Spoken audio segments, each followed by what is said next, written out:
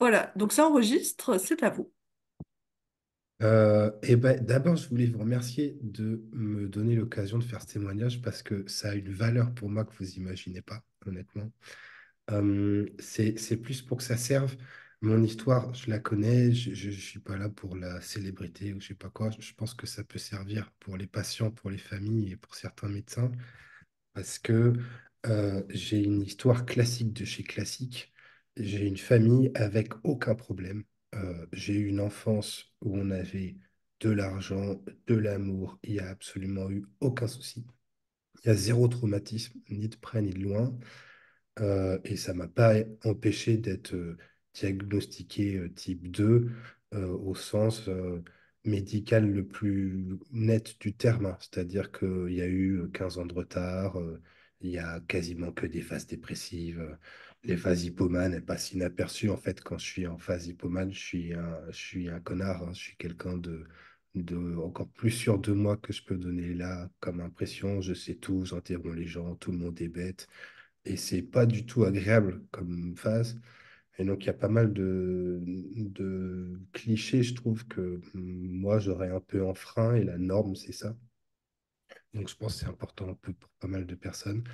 Moi, ça a commencé par un TDAH, en fait. Donc, j'étais gamin et je m'arrêtais pas, j'avais du mal à tenir en place. J'avais une inattention qui était relative parce que ça se voyait pas forcément. Et par contre, il y avait des problèmes de régulation émotionnelle où je devais passer sous la douche. Donc, il y avait des fois où mes parents n'arrivaient pas à me calmer. Il n'y avait rien qui marchait. Ça pouvait durer 2 heures et il fallait une douche froide. Moi, j'ai appris qu'après, hein, qu'en fait, sur le plan neurobiologique, la douche froide, ça stimule le système parasympathique et que c'est loin d'être bête. Mais c'est vrai qu'il y avait un décalage entre le gamin à peu près convenable, entre guillemets, et puis des espèces de moments de rage où bah, j'étais imperméable à toute forme de régulation. Et ça n'a pas trop posé de soucis parce que la famille pouvait s'accommoder. Donc en fait, moi, je faisais mes devoirs en sautant j'avais un lit, je sautais tout le temps, je faisais ça en courant partout. Il y avait la grand-mère qui venait pour m'aider à faire les devoirs, etc. Mes parents, ils avaient des capacités de régulation émotionnelle majeures. Je suis dans une catégorie socio-professionnelle élevée. Il y a des taiseux, machin, les cousins, ils ont 150 de QI. Enfin. Et du coup, la famille a pu s'adapter. Si j'avais pas eu la chance d'être né dans une famille comme ça aurait peut-être posé souci. Parce que quand vous avez le gamin qui commence à hurler, à se rouler par terre au supermarché, à la maison, bah, il y a des fois où vous êtes un peu dépassé, vous ne savez pas comment faire. Donc en fait, je pense que au-delà des symptômes, il y a quelle accommodation est-ce que la famille a pu faire sur ces symptômes. Et moi, par exemple, sur le plan financier, je reviendrai après, mais la seule chose qui fait que j'ai pas la Banque de France derrière moi, c'est que la famille a aligné des dizaines de milliers d'euros d'aide financière pour compenser mes phases. Et du coup, enfin, si vous demandez aux gens quels symptômes il y a, on est au courant de rien. Il faut faire venir la famille parce que des fois, il y a des familles qui se sont organisées autour de la maladie et ça change tout. Donc ça, je reviendrai après. Mais du coup, ça a commencé comme ça et, et ça n'a pas trop posé de problème jusqu'au moment où j'ai fait ma première dépression. Et du coup, ça, c'était 14 ans. Donc j'avais ma première petite amie, je me suis fait larguer. Je me suis pas fait larguer, puis j'ai fait ma dépression. J'ai eu ma première petite amie, puis j'ai fait mon premier état mixte où je l'appelais enragée parce qu'elle avait parlé à un mec, je pense, dans la rue ou je sais pas quoi, et j'étais obsédé par ça, et du coup, je l'appelais en la harcelant, j'ai fini par la menacer de je sais pas quoi, et puis elle s'est cassée. Et moi, j'ai compris qu'après que ça s'était fait dans ce sens-là. Mais mon histoire à ce moment-là, c'était, et l'histoire pour les personnes qui me connaissaient, c'était, bah, il s'est fait larguer, du coup il est déprimé, du coup il faut traiter la relation avec l'abandon, etc., etc. Et peut-être, c'est pas le sujet, mais a posteriori, en fait, je me suis rappelé que c'était pas tout à fait comme ça que ça s'était passé. J'avais contacté la petite amie, et oui, ça c'est pas comme ça que ça s'était passé. J'allais bien, et puis j'ai un peu euh, perdu mon sang-froid, entre guillemets, de façon durable, et puis après, c'est passé comme ça. J'avais vu des psychologues avant, parce que mes parents avaient de l'argent. Et du coup, il m'avait envoyé voir du psychologue. Un, parce que bah, j'arrivais pas trop à réguler mes émotions de temps en temps. Et deux, parce que, bah, mine de rien, il y a cette espèce de penser que le suivi psycho va pouvoir permettre d'améliorer un peu les gens. Je ne sais pas si vous avez ça comme expérience, mais je trouve que la psychothérapie, il y a deux choses. Il y a la psychothérapie pour les troubles de santé mentaux. Et là, c'est une chose, vous voyez, il faut plus faire, j'essaye de réduire mes tocs ou je sais pas quoi. Et après, il y a la psychothérapie un peu plus, psychothérapie de la Renaissance où les gens essayent d'aller de mieux en mieux, où on n'est pas forcément malade, entre guillemets, mais on essaye d'améliorer le truc. Et du coup, j'ai fait un, deux, trois, quatre, cinq psychologues différents avant d'avoir été diagnostiqué atteint d'un trouble bipolaire.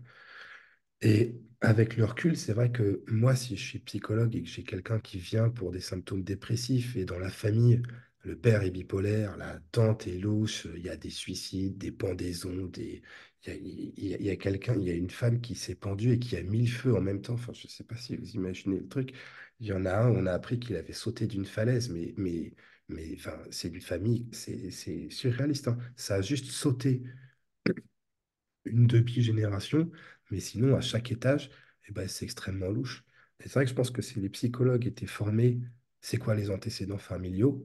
En fait, dès 14 ans, j'aurais dû être allô, il y a un souci. Enfin, à mon avis, ça devrait être fait comme ça. C'est pas une critique des psychologues, je sais pas qui pourrait les former, mais ça, on peut pas scinder les deux, je pense, parce qu'il y a des maladies mentales qui vont chez le psychologue bien avant d'aller chez le psychiatre. Et donc, moi, j'ai fait plein de séances de psychothérapie qui m'ont honnêtement rien donné. Et c'est pas que c'est mal en soi, hein, mais ça n'a pas suffi. Vraiment, ça n'a pas suffi. Et donc, j'ai vu un pédopsychiatre à 14 ans et il a dit, bah, il a un TDAH, il a une dépression, il m'a mis un antidépresseur. Et l'antidépresseur a marché au bout de 6 mois. Et en fait, 6 mois, c'est la durée d'une dépression moyenne chez un patient atteint de trouble bipolaire, c'est 3 à 6 mois. Et donc, en fait, moi, j'ai longtemps intégré que oui, ça avait marché, ma famille aussi. Mais en fait, je suis arrivé chez lui en septembre, en octobre, le moment où la luminosité s'effondre. Et puis, je suis ressorti au mois de mai, quoi. Donc, c'est pas le traitement, hein. Normalement, c'est 2 semaines, hein, voire même une. Mais donc, message pour tout le monde, là, quand les gens prennent un traitement, enfin, c'est censé marcher. Et si au bout de 2, 3 semaines, ça marche pas, faut réévaluer la dose ou la pose ou la molécule ou le diagnostic. Mais bon, donc moi, j'ai commencé comme ça. Il m'a fait faire de la TCC à cette époque. Et, euh, et en fait, moi, la TCC, j'arrivais à rien. Je sais pas si les gens se rendent compte. La dépression, c'est pas être triste. J'étais pas triste, honnêtement, à cette époque-là. Moi, ma première dépression, j'étais pas triste. J'étais complètement à plat. J'arrivais pas à me lever pour aller me laver, j'avais pas envie de manger, j'avais pas le courage de me faire à manger. Si on me donnait à manger, j'avais pas le courage de prendre l'assiette et ça m'intéressait pas du tout. Alors mes parents, ils ramenaient des religieuses, etc. Mais j'étais pas triste, honnêtement, je pleurais pas plus que ça à ce moment-là. J'étais suicidaire, mais j'étais pas plus triste que ça, j'étais ralenti. Et ils avaient fait venir la concierge pour s'assurer que je mangeais bien. Enfin, c'était quand même quelque chose, hein. Et il s'est passé tout seul. Et moi, mes dépressions, elles n'ont pas commencé à 14 ans. À 14 ans, j'ai eu ma première dépression, mais à 8 ans déjà, en hiver, j'étais moins bien. C'était franc, j'étais moins bien. Et en été, bah, j'étais plus en forme. C'est à tel point que mes parents, ils m'emmenaient aux îles en hiver. Donc, on prenait l'avion, on allait faire 3 semaines en Guyane ou un truc du genre, et oh là là, il va beaucoup mieux. Et donc, enfin, je sais pas si vous voyez faut m'arrêter si vous avez des questions, hein, mais la, ce que la famille a mis en place pour supporter ma maladie, c'est renversant, quoi. Et donc, je fais ma dépression, il m'en propose de faire de la TCC. Le gars, j'arrive chez lui, il me dit, écoutez, je lui dis, écoutez, j'ai envie de rien faire. Il me dit, on va commencer par faire la liste des trucs que vous voulez pas faire. Et ça s'est arrêté direct, en fait. Moi, le gars, il me rajoutait des exercices à faire. Et c'est là que j'ai découvert la TCC. Et je pense que c'est important parce que je suis le premier, moi, à critiquer la psychanalyse, etc., etc. Il faut faire de la médecine évidence-based, etc. La TCC, c'est bien pour les gens qui arrivent à le faire. Il n'y a aucun doute que si on fait ces exercices de TCC, etc., ça marche très bien. Quand vous êtes sur des maladies chroniques, compliquées, avec 6 diagnostics du DSM différents, vous ne pouvez pas juste arriver et balancer les exercices de TCC parce que vous avez lu que sur une étude de 300 patients, ceux qui font les exercices, ils vont mieux, c'est plus compliqué que ça. Donc, je n'ai pas fait la TCC. Il m'a fait passer un test de QI qui ne m'a plus jamais servi à quoi que ce soit. Je refuse de dire le chiffre parce que je pense que ça n'a fondamentalement pas d'intérêt. S'il y a un test de QI, ma mère, elle a un test de QI, elle a un QI à 80, si vous voulez. Alors, elle a fait une thèse de maths. Donc, soit il y a un souci dans la mesure, soit elle a triché, je ne sais pas. Et moi, le test de QI, l'idée, c'était, ouais, il n'est pas débile, il faut qu'il puisse aller en cours, etc. Ça n'a intéressé personne, en fait. Le test de QI n'a intéressé personne et je ne suis pas sûr que ce soit intéressant pour tout le monde, sauf si on a des anomalies majeures. Mais cette idée que j'étais en fait plus intelligent ou HPI ou je sais pas quoi, moi j'ai très vite laissé tomber et je pense, mais ça c'est mon avis en tant que patient, que c'est plus un piège qu'autre chose. Je pense que c'est plus un piège. Mais ça c'est encore un autre sujet. Et donc j'ai laissé tomber la thérapie parce que j'arrivais pas. J'ai fait ma sortie de dépression au bout de 5 6 mois parce que c'est comme ça que ça se passe. Puis j'ai continué mon petit chemin. Les profs n'étaient pas du tout au courant de ce que c'était une dépression. Ça leur passait complètement au-dessus du chapeau. Donc, moi, j'ai des profs qui se sont battus pour que je redouble. Et puis après, j'ai redoublé, j'ai eu les mêmes notes parce qu'il n'y a pas de secret. Puis pour que je triple, ils estimaient que je ne pouvais pas avoir un bac général et que j'étais pas assez malin et qu'il fallait que je fasse un CAP, etc. Et moi, je me vois au conseil de classe dire, mais je sais pas pourquoi, mais au premier trimestre, ça va. Et puis au deuxième, c'est une catastrophe parce que c'est l'hiver. Et puis au troisième, je rattrape, je sais pas vous dire pourquoi. Et c'était ma mère, pareil, hein, on a fait des réunions avec les profs, avec le proviseur qui nous a expliqué que j'étais juste pas très bon et que ma mère devait, ce lapsus, c'est mon lapsus le plus fréquent, quoi. Ma mère devait faire le deuil de cet enfant qui n'était quand même pas très très malin. Et ça a duré jusqu'à la fin, ça. Vraiment, ça a duré jusqu'à la fin. Et pas que les profs. Donc j'ai fait mes petites dépressions, puis ça revenait tous les hivers dépressifs, hein. C'était à l'heure près. Je veux dire, je savais qu'on allait faire le changement d'heure parce que j'ai l'humeur qui... C'était inévitable. Et au moment du changement d'heure en été, ben, j'avais la pêche. Mais honnêtement, j'avais vraiment la pêche. C'est-à-dire que je faisais pas... Les étés, je faisais du basket, je faisais 10 heures de basket par jour. J'étais vachement social, je faisais des blagues, je faisais des pompes. Enfin, je veux dire, j'ai toujours pété le feu en été. Ça a été très clair. Et puis ça a continué comme ça. Donc mon bac, c'était la cata, j'ai eu 10. J'ai fait une école d'ingé, j'ai fait une dépression, donc j'ai foiré l'école d'ingé après. Enfin, c'est toujours pareil. Et puis là, je me suis dit, je vais faire médecine. Je ne sais pas pourquoi. Parce qu'en fait, quand vous faites des dépressions, vous devenez un spécialiste pour rebondir. Vous voyez, il y a des gens, ils font une dépression et puis ils arrivent et ils sont sortis de leur dépression, mais il y a une espèce d'ouragan qui s'est fait. Les potes se sont barrés, ils ont perdu leur boulot, ils ont pris 10 kilos et il faut qu'ils se relèvent. Et c'est, je pense, peut-être aussi dur que l'épisode dépressif en soi. Il faut vraiment rattraper sa vie. Les patients atteints de maniaco-dépression, il y en a qui en ont fait 30, 40 des dépressions comme ça. Et du coup, c'est des spécialistes, en fait. Je veux dire, c'est des gens qui reprennent le train en marche. Enfin, c'est devenu une seconde nature. Moi, j'ai fait ça, je ne sais pas combien de fois, honnêtement. Et donc, à l'époque, j'arrivais à me dire, parce que le cerveau peut rationaliser tout et n'importe quoi. Ça, je vous le dis parce que j'ai compris après, hein. Mais à l'époque, pour moi, j'étais une feignasse. Et en fait, bah, peut-être que médecine, j'aurais plus de chance. Enfin, j'avais plein de raisons, hein. J'ai toujours plein de raisons. Le cerveau humain peut donner des raisons à tout. Et du coup, j'ai fait médecine. Et en fait, pour avoir médecine, il faut passer un oral. Moi, j'avais post-bac, mais j'ai pas pris post-bac parce que je voulais faire médecine à l'époque, parce que dans ma famille, il y a des médecins. Je me suis dit, bah, je vais me vautrer, c'est pas possible. Du coup, j'ai fait l'école d'ingé, je me suis vautré. Et après, c'était sur concours. On ne pouvait pas s'inscrire avec les autres étudiants. Donc, il y a toutes les facs de médecine de France. J'ai envoyé mon dossier à toutes les facs. Et elles m'ont toutes dit non, sauf une, la fac de Descartes, où le doyen m'a reçu. il m'a reçu pour me dire qu'il fallait que je me réveille et que j'étais trop bête pour faire médecine. Je sais pas si vous vous rendez compte. Et il est doyen, le gars, il a mieux à faire. Il y a plein de réunions. Enfin, et il a pris la peine de m'expliquer qu'en fait, j'étais pourri et qu'il fallait se réveiller. Enfin, c'était des trucs assez dingues comme ça. Et j'ai pu m'inscrire à Poitiers parce qu'à Poitiers, le site internet est pourri et il a bugué. Donc, j'ai pu m'inscrire avec les autres étudiants à Poitiers.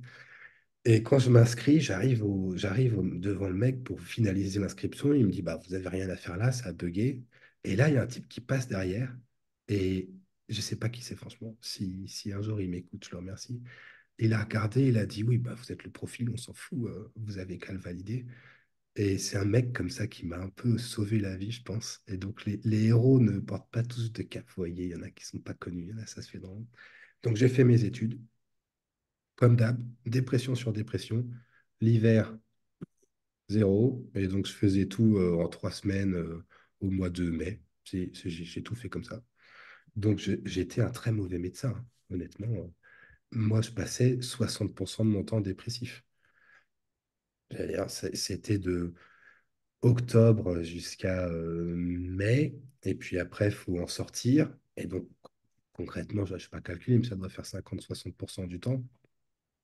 Donc, autant dire qu'il y a des stages, je ne sais même plus ce qui s'est passé. Je ne sais pas vous dire comment ça s'est produit ou pas.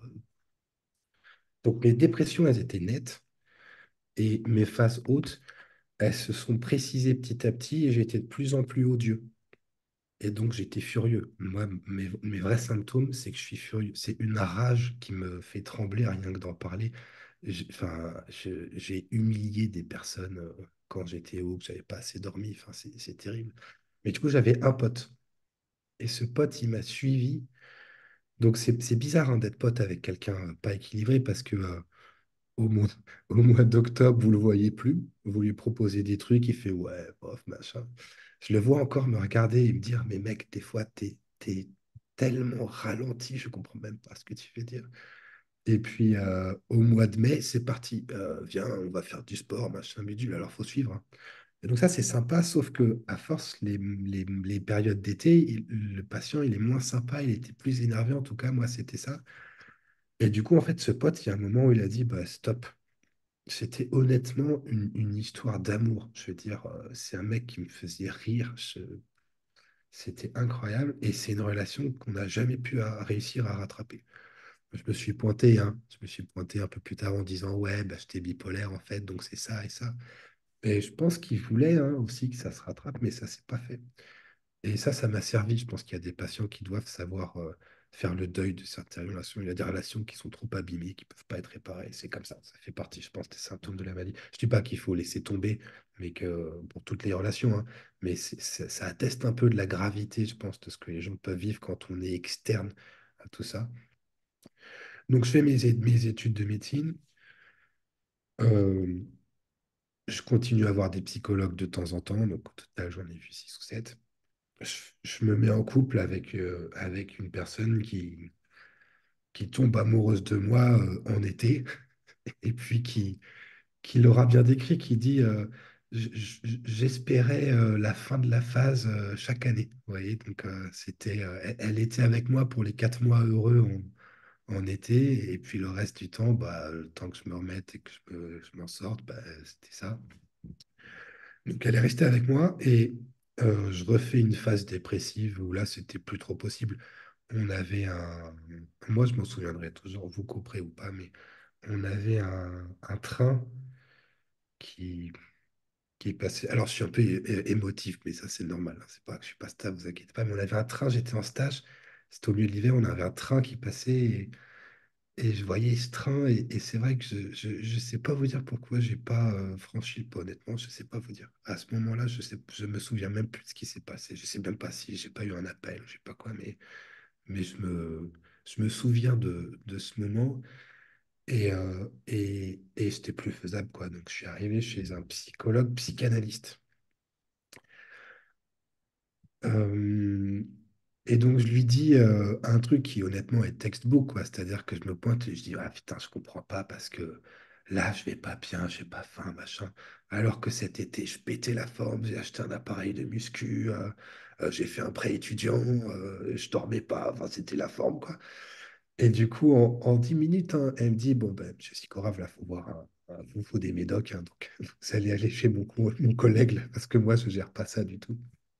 Et donc, je vais chez le collègue, et il me donne fluoxétine et des pacotes. J'ai eu la chiasse pendant un an, honnêtement. Ça m'a donné une diarrhée, je suis désolé, je le dis comme ça m'a donné une diarrhée, je pense que c'est indescriptible, c'est-à-dire que j'avais mal tout le temps au bide, j'avais mal au bide tout le temps, et ça a surtout pas marché. Et il y avait peu de raisons que ça marche, hein, on va pas faire de pharmaco, mais c'était un pari, on va dire. Et en fait, moi, ça m'a coûté ça parce que je suis arrivé chez madame, et elle m'a dit, bon, t'as quoi? Bah, j'ai un trouble bipolaire. Elle me fait, ouais, on l'a vu en cours, c'est vrai que ça paraît pas déconnant. Et bah, t'es traité, du coup, ouais, je prends le traitement. Et en fait, bah, ça n'a rien fait, quoi. J'étais peut-être un poil plus vénère, mais ça n'a rien fait. Et donc, madame s'est barrée, hein. Elle a dit, bon, bah, si c'est ça le traitement, si c'est ça la personne suivie, bah, en fait, je sais pas. Et c'est pour ça que et là, c'est pour mes collègues psychiatres qui nous regardent un traitement qui ne marche pas beaucoup, qui n'a pas d'effet secondaire, mais qui ne marche pas beaucoup, ça a un prix. Ça a un prix, le temps joue contre nous. Le temps joue contre nous, et moi, c'est une relation de 5 ans, donc elle est partie, donc ça m'a mis en vrac. Mais c'était au milieu de l'été, donc j'étais pas dépressif, hein, j'étais triste. J'étais mal, mais j'étais triste. J'étais triste une semaine, puis après j'ai rocky, enfin, c'est la vie, hein.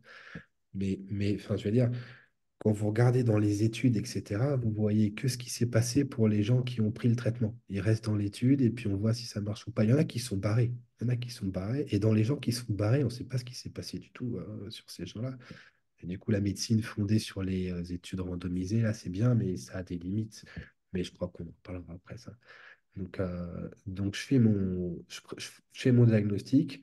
Et puis là, je regarde les psychiatres sur la région parce que j'étais de Poitiers à l'époque. Et en fait, il y a un collègue qui était interne en psychiatrie qui me dit, écoute, mec, va sur Paris parce que sur Poitiers, c'est chaud, je ne sais pas trop qui te recommander. Et donc, je vais sur Paris, je vois un type ancien assistant des hôpitaux, le gars béga classe, 200 euros la consulte. C'était classe de ces classes, il y avait du Van Gogh, et enfin, c'était incroyable, quoi. Et j'arrive chez lui, et le gars, il m'a massacré. Je suis arrivé et j'étais déprimé. Il m'a changé le médoc vite fait. 3 semaines après, je reviens vers lui, je vais mieux. Et je lui ai dit, écoutez, je reprends tout d'un coup, là, je suis chaud, je fais psychiatrie, j'ai acheté le TSM, le STAL, machin, j'ai tout fait. Et là, il m'a dit, ouais, moi, je pense que vous êtes juste encore un petit peu haut. Mais bon, c'est mon avis. Et là, je me suis dit, quel con, ce gars. Mais quel con. Il me connaît, mais il croit qu'il me connaît. Il m'a vu quoi, 3 fois. Il m'a pris du fric, mais il connaît rien de ma vie. À l'époque, moi, je n'étais pas bipolaire, hein, franchement. Moi, c'était un espèce de truc que j'avais mis en place pour convaincre les gens. Ouais, c'était ma petite excuse. Et en fait, j'étais juste une feignasse, mais j'avais réussi à les berner. Donc ça m'a pas trop plu. Je suis parti. Et ben en fait, ça marchait pas son truc. Parce que c'était passé la même chose que la dernière fois. Je suis arrivé chez lui un mois ou deux avant le changement d'heure. Et du coup, bah, j'ai fait ma petite phase en ce temps. C'était pareil. Et du coup, là, je suis interne. Je suis interne en psychiatrie et je suis pas stable. Ça va pas le faire. Ça va pas le faire. Faut que je sois stable. Et il faut que je trouve quelqu'un. Moi, je suis fait pour être en couple, hein. Bon, voilà, il y a des gens qui ne sont pas faits pour soi. Moi, voilà, je préfère la vie à deux, il n'y a pas de doute. Je rencontre ma femme. Elle est interne en psychiatrie. Maintenant, elle est psychiatre, hein. Et je pense le premier soir, elle me dit, il faut qu'on fasse ci, il faut qu'on fasse ça, machin. Et je fais, ouais, on va faire ça. Et le deuxième soir, elle fait, allez, on va dans un bar, on va regarder un match de rugby. Et je fais, bah putain, je sais pas trop. Parce que moi, j'étais pas stable, hein, donc j'étais un peu angoissé. Donc, le match de rugby où les gens. Moi, j'étais inhibé, hein, je veux dire, niveau régulation, expressivité émotionnelle. Je savais même pas comment j'étais à l'époque parce que moi, j'ai fait ça tout le temps. Donc, si vous me faites passer un diagnostic de trouble de perso, bah, je suis narcissique en été, dépendant en hiver, et puis en fait ça fluctue. Donc moi honnêtement je ne savais même pas à l'époque, donc je faisais un peu semblant, vous voyez, donc je me voyais pas dans le truc du rugby en train de faire semblant de kiffer. Et du coup je lui dis ouais j'ai jamais fait, et puis elle se retourne vers moi, elle fait mais quoi? Mais t'as jamais maté de match de rugby? Et du coup j'ai lâché cash, j'ai fait attends je t'arrête tout de suite, j'ai jamais rien fait de ma vie, j'ai fait des dépressions. Le reste du temps j'ai pas fait grand-chose, j'ai essayé de rattraper mes dépressions. Et elle est restée, je sais pas pourquoi.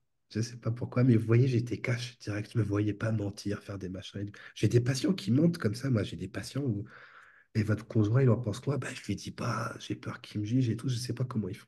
Je sais pas comment ils font, je sais pas comment ils surveillent leur humeur. Du coup, moi, je vous en parle là parce qu'en fait, ma femme, ça aurait été le curseur. Ça aurait été, c'est elle qui a décidé de si j'étais stable ou pas. Si c'était pas moi, si ça avait été moi, honnêtement, je serais déjà mort. C'est clair et net. Euh, je me suis battu et puis il y a un moment où j'ai vraiment laissé tomber, quoi.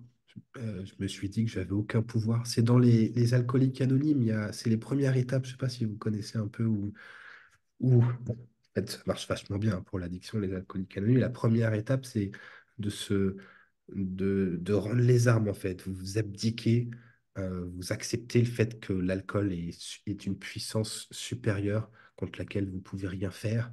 Et vraiment, vous devez vous rendre, quoi. Je veux dire, il n'y a plus de ouais, mais en fait, je fais ci, je fais ça, machin. Non, non, en fait, vous êtes victime de ça et vous vous faites trimballer. Ben, moi, mes problèmes d'humeur, c'était pareil, en fait.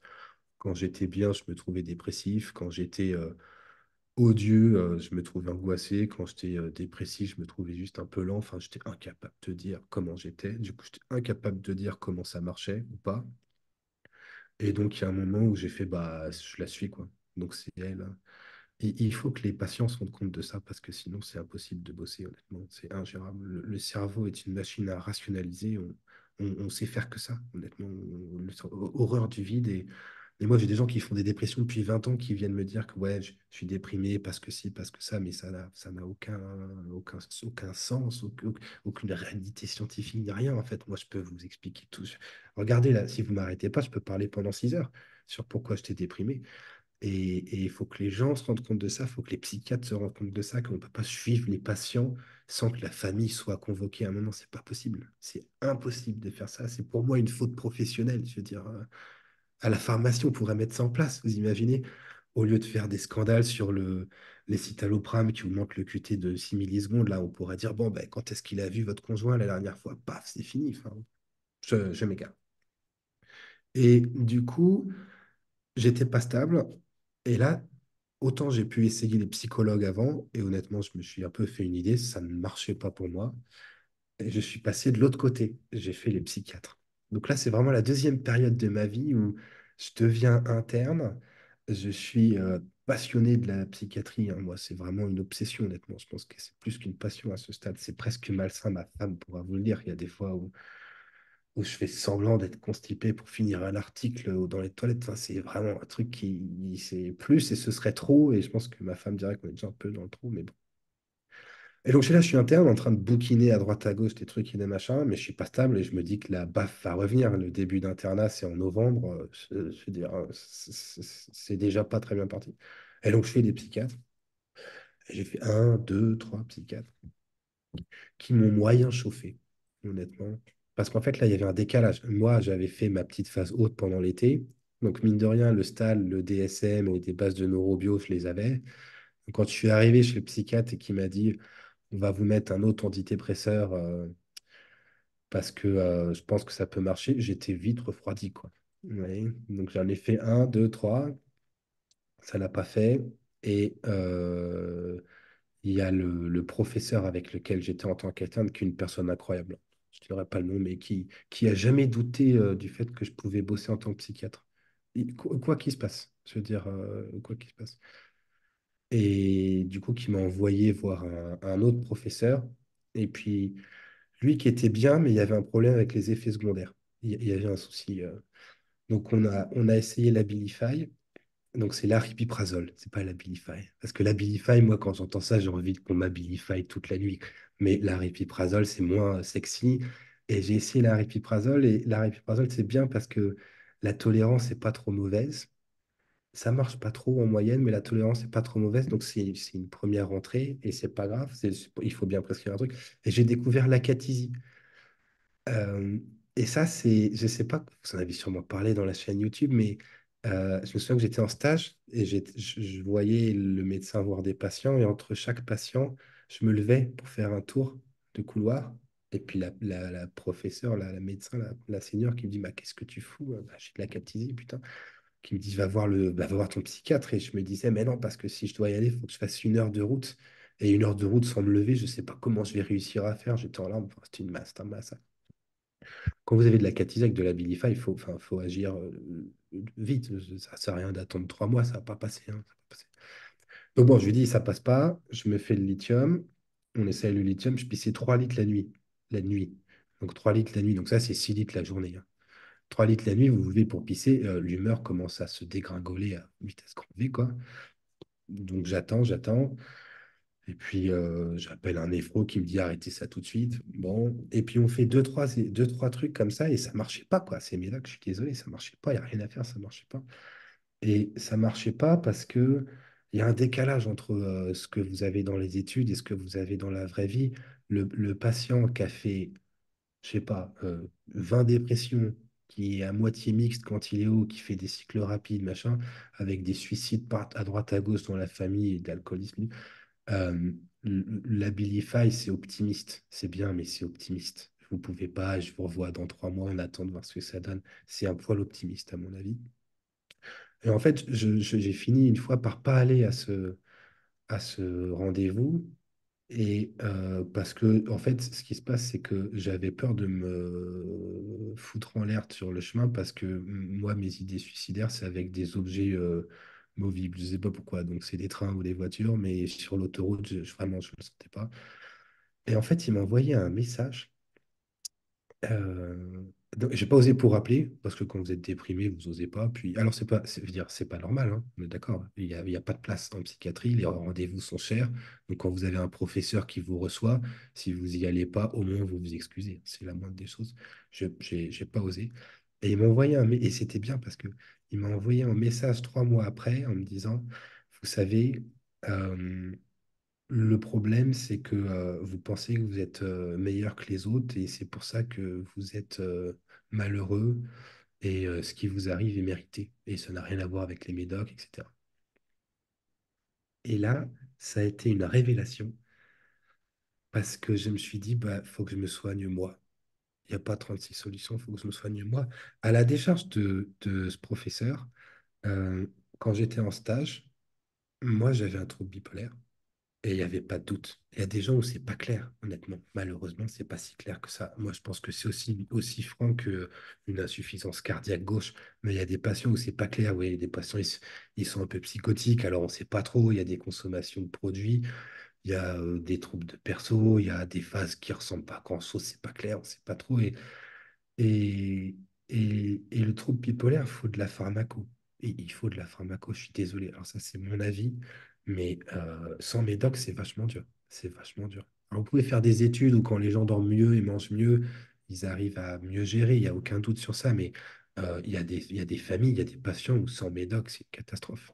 C'est une catastrophe. Et je pense que les études qu'on a sont assez claires, les données qu'on a sont assez claires. Et du coup, quand j'étais en stage, excusez-moi, moi j'ai vu des trucs de dingue, honnêtement. Je l'avais mis sur LinkedIn.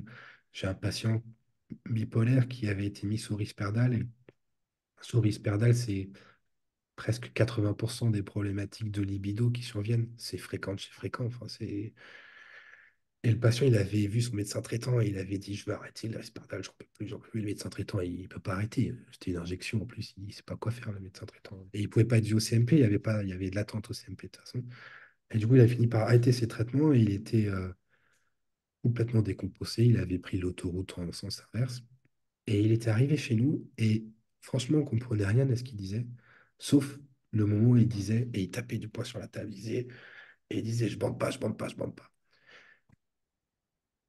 Et ce mec, on l'a remis sur Risperdal. Il n'avait rien eu d'autre comme médoc. Et le médecin à l'époque, j'avais dit, mais qu'est-ce que c'est que cette histoire? Je ne comprends pas. Et le médecin, il m'avait dit, bah, j'ai plein de patients sur Risperdal et personne ne se plaint de problème, c'est des conneries. Et donc, je vais pas faire la liste des trucs fous que j'ai vus en secteur, honnêtement. Mais ce qui est sûr, c'est que très vite, je me suis différencié du corps médical à ce niveau.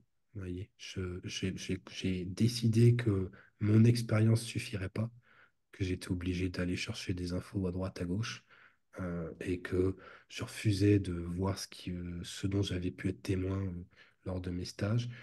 Et mes stages en secteur public, ont été un enfer. Un enfer. Donc j'ai fait des stages en intra-hospitalier au CHU, donc c'est universitaire. J'ai fait un stage au centre antipoison où c'est incroyable, le centre antipoison, franchement. Vous faites une ingestion de shampoing sans faire gaffe, il vous interroge de façon plus précise que quand vous faites une tentative de suicide avec certains, certains collègues. C'est vraiment quel type de shampoing, à quel moment, vous avez pris quelle dose, qu'est-ce que vous avez après, où est la bouteille. Enfin, je veux dire, c'était des trucs de dingue. Ils sont d'une rigueur, c'est incroyable. Une rigueur qu'on n'a pas en psychiatrie, je pense qu'il ne faut pas se leurrer. Et donc, mes stages en intra-hospitalier, en secteur psychiatrique public, j'ai pas pu les finir, je les ai tous finis en arrêt parce que ça me rendait complètement malade, honnêtement.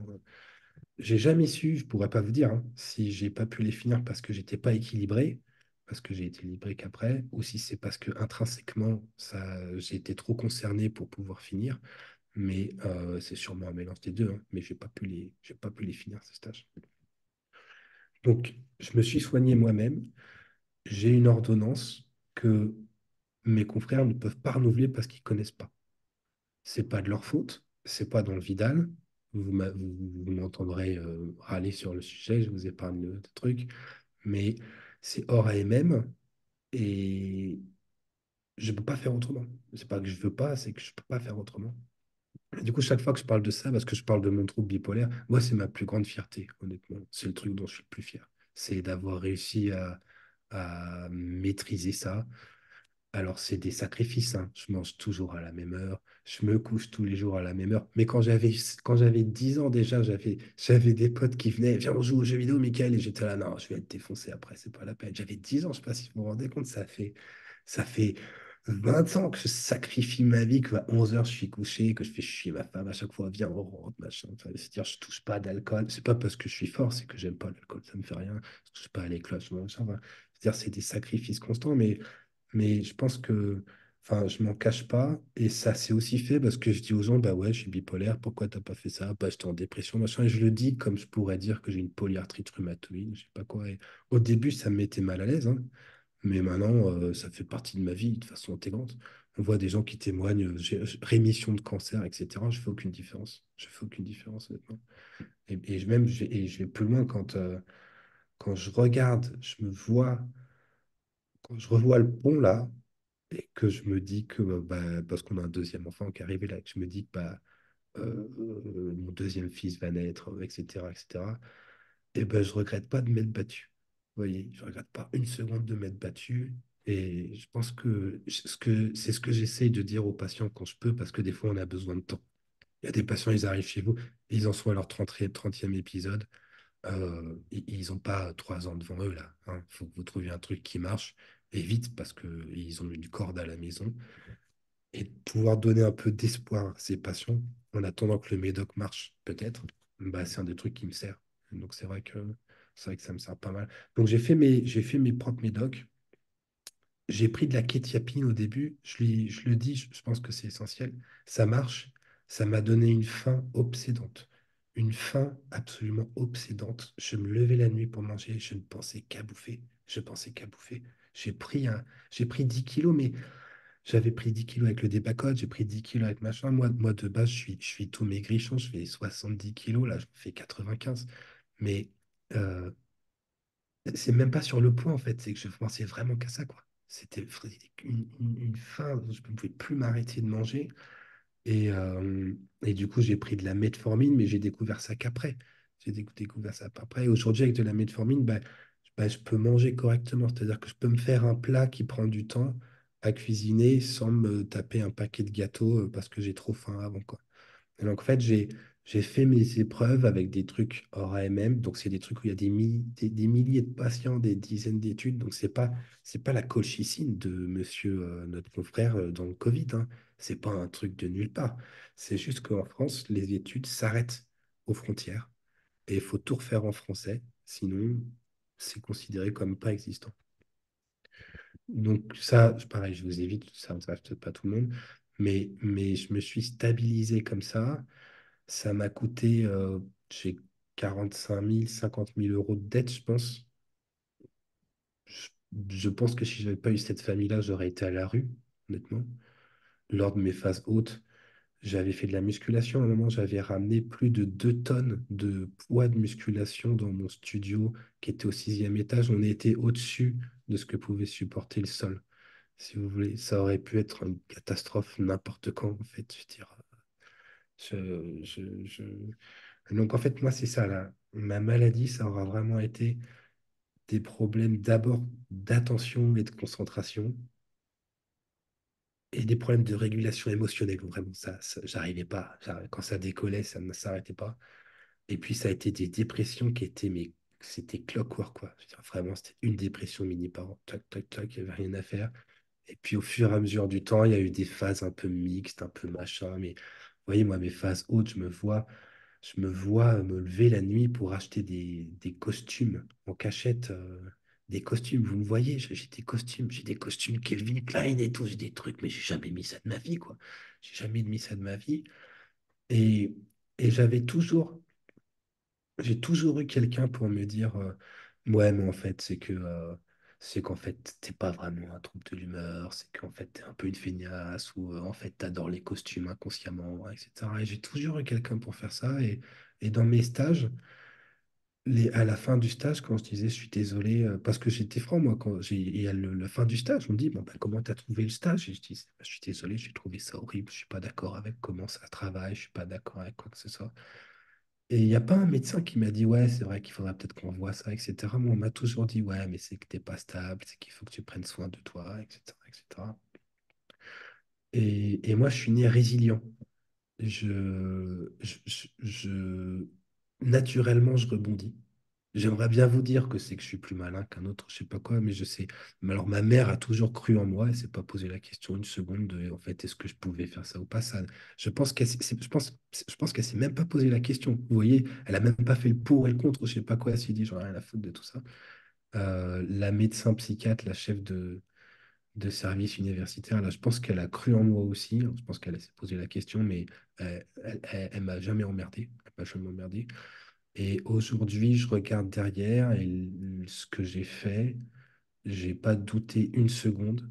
Et heureusement parce que je sais pas où je serais. Parce qu'il y a plus de gens qui m'ont enfoncé que de gens qui m'ont tendu la main, honnêtement. Il y a des gens incroyables. Moi, j'ai des internes, alors je faisais pas de garde, vous imaginez bien, parce que quand je faisais des nuits blanches, j'arrivais le matin. J'ai fait 3 gardes, je crois. Troisième, je me suis pointé, j'ai démoli une co-interne. Et puis, on est revenu me voir. Bah, j'étais un peu enfin, j'étais mixte, quoi, donc j'étais furieux. Donc, vous faisiez tomber un bol devant moi, c'était fini. Enfin, et du coup, ils m'ont dit, bon, bah, t'arrêtes de faire des gardes. J'ai des internes qui, pareil, qui m'ont dit, bah, on fait tes gardes, jamais. Donc, j'ai des gens qui m'ont soutenu, mais des gens qui m'ont écrasé, j'en ai beaucoup plus, quoi. Vraiment, j'en ai beaucoup plus. Et du coup, après, j'ai essayé de bosser à l'hôpital psychiatrique, et même problème, même problème. J'avais des gens qui me disaient, bah, le trouble bipolaire, ça n'existait pas. En fait, c'est une histoire de sexe dans l'enfance, etc. Et les clichés sont là, enfin, les clichés sont là, quoi. Et la vérité, c'est que les clichés sont là. Donc, vous avez le professeur Lançon qui me donne enfin, qui m'autorise à participer sur sa chaîne YouTube alors qu'il connaît que dalle de moi, honnêtement. Il sait rien de moi. Il sait que je suis un peu excité sur les réseaux sociaux, là, mais c'est tout. Il connaît que dalle. Et ça, c'est incroyable. Je veux dire, je pense que c'est ça qui fait qu'on est soignant. Vous voyez, c'est pas d'être professeur, d'être médecin. C'est comme pour les pères aidants. Enfin, je veux dire, s'ils savent faire ça, c'est très bien. Ça suffit. Il n'y a pas besoin d'un diplôme ou je sais pas quoi. Et puis, il y en a d'autres qui sont prêts à se battre pour vous enfoncer, à vous trouver des raisons pourquoi est-ce que ça marche pas, pourquoi est-ce que c'est de votre faute, etc. Et moi, j'ai de la chance, ça a toujours glissé sur moi. Et s'il y a un truc à prendre en thérapie, je pense, avant d'être stable, et une fois qu'on l'est, c'est qu'effectivement, c'est aussi peu valable que quand nous, on donne des raisons d'être dépressif. Oui, que je suis dépressif parce qu'il m'arrive ci, parce qu'il me... Non, non, tu es dépressif récurrent parce que tu as un problème d'humeur, c'est tout. Faut pas chercher à midi à 14h. Et ben, quand les autres commencent à nous expliquer pourquoi est-ce qu'on n'arrive pas, c'est pareil, ça a absolument zéro valeur. C'est des raisons qui sont données comme ça, à droite et à gauche. Je prends 15 médocs par jour. J'en prends à 8h, à 10h parce qu'il faut être à jeun, à midi, à 18h au coucher. Ça m'emmerde. Ça m'emmerde.